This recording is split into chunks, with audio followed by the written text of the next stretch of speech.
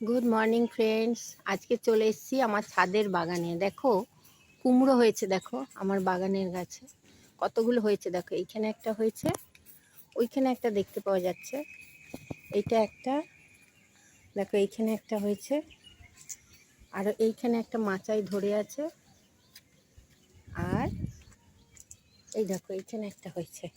এই কুমড়োটা মনে হচ্ছে একটু পেকেছে, এবার এটা কাটার মতো হয়ে গেছে। এই হলো আমার কুমড়ো বাগান।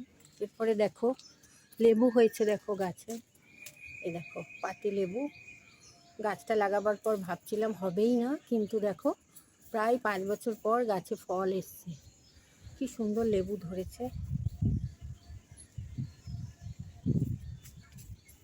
এরপরে দেখো ফুল গাছ দেখাই তোমাদের।